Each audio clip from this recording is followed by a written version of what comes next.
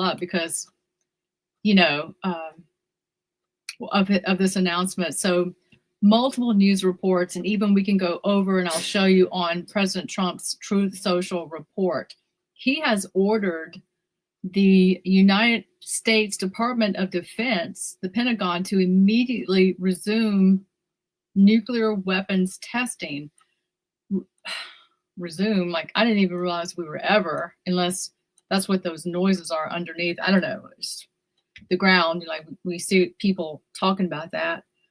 Basically, Trump posted on his social media, and I'm going to take you over there, basically saying because of other countries are testing these programs, I've instructed the Department of War to start testing our nuclear weapons on an equal basis. And that process is going to begin immediately. I realize I'm frozen, but you can still hear my voice, which is nice. He linked the decision to the military developments of Russia and China. So, wow. Basically saying that they are advancing their nuclear strategic weapons and the U.S. must respond. Before I'd heard about this just broke. The story just broke. I was just going to take you over where President was meeting with Xi of China, and they were only on for like just a few minutes live, and this was just within the hour. So basically, the U.S. has for decades maintained a moratorium on a full yield nuclear explosive tests since 1992, and instead has had simulation, subcritical testing, etc. So it's not clear from the announcements what testing our nuclear weapons actually entails. Does this mean full yield nuclear detonations? Does this mean underground tests, subcritical tests, component testing, etc.? So there's a lot of, like I said, this just broke. So there's a lot of mystery to this. Some reports describe this as a direction from the president to the Pentagon to begin testing, but actual implementation details like when, where, what, yield, and how are unspecified. So let's look at this and why this matters. Resuming nuclear explosive testing could mark a major shift. I mean, do you think?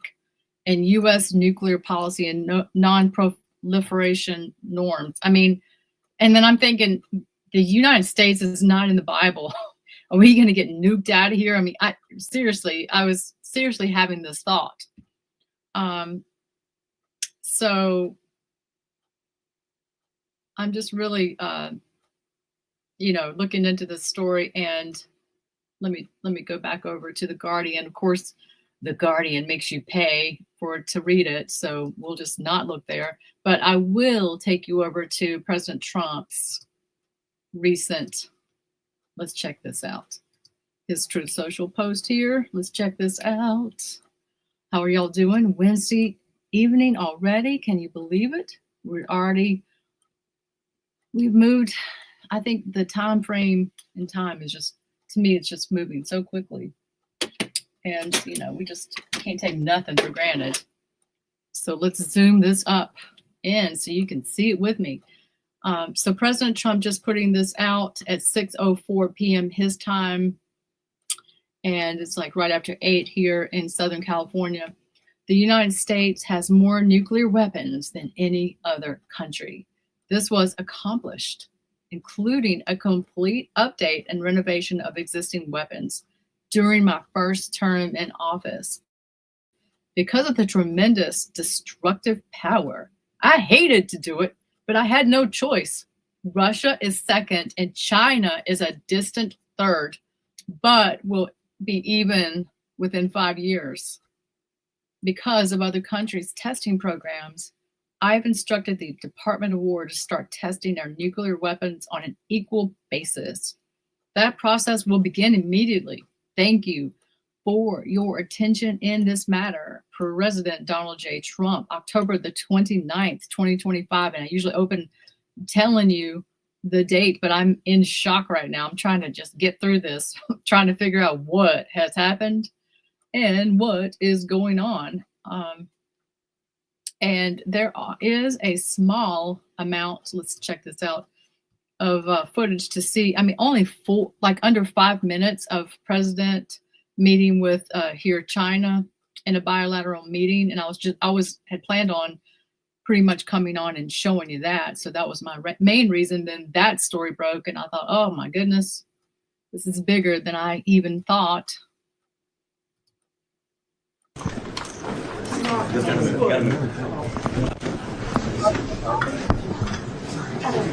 This is a really rough start here. I just want to tell you the footage I've been seeing with them overseas has been quite rough often like this.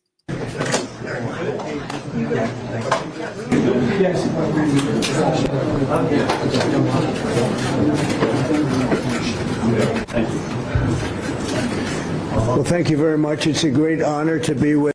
And you see Susie Walls there. You see Marco Rubio. I know I saw Stephen Miller beside Marco Rubio. I'm going to go back to the vid. They're surrounding our president. And there's one more person. I just need to see who they are, and I can tell you they are. With a friend of mine, really for a long time now, if you think about it, the very, very distinguished and respected president of China.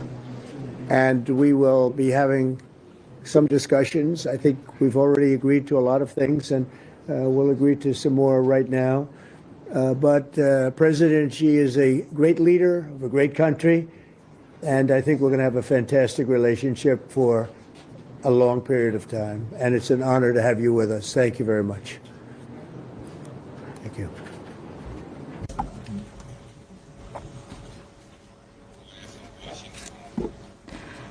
President Trump. This is what cracks me up the most, is that the interpreter is a woman. So I guess President Trump is sitting right across from President Xi, and the interpretation is this. It is a great pleasure for me as well to meet you. And it feels very warm seeing you again because it's been many years. Since your re-election, we have spoken on the phone 3 times, exchanged several letters, and stayed in close contact. And our joint guidance, China's relations have remained stable on the whole. Given our different national conditions, we do not always see eye to eye with each other. And it is normal for the 2 leading economies of the world to have frictions now and then. And in the face of winds, waves, and challenges, I want y'all to take note of Trump's, what's a word? Body language. He's like taking his hands off the table. He's got one arm down by his side. I mean, I got to watch this. I haven't seen it yet. You and I, at the helm of China-US relations, should stay the right course and ensure the steady sailing forward of the giant ship of China-US relations.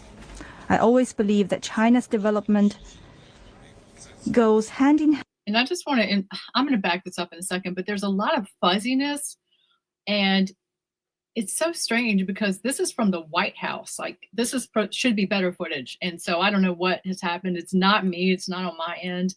I'm going to back this up a little bit here. I always believe that China's development goes hand in hand with your vision to make America great again. Our 2 countries are fully able to help each other succeed and prosper together. Over the years, I have stated in public many times that China and the United States should be partners and friends. This is what history has taught us and what reality demands. A few days ago, in the latest round of consultation, our 2 economic and trade teams reached basic consensus on addressing our respective major concerns and made encouraging progress. This provided the necessary conditions for our meeting today. Mr. President, I am ready to continue working with you to build a solid foundation for China-US relations and create a sound atmosphere for the development of both countries. Mr. President, you care a lot about world peace, and you are very enthusiastic about settling various regional hotspot issues. I appreciate your great contribution to the recent conclusion of the Gaza ceasefire agreement. During your visit to Malaysia, you witnessed the signing of the Joint Declaration on Peace along the Cambodia-Thailand border, to which you had provided input. China has been helping in our own way Cambodia and Thailand properly settle their border disputes, and we have also been promoting peace talks to resolve other hotspot issues.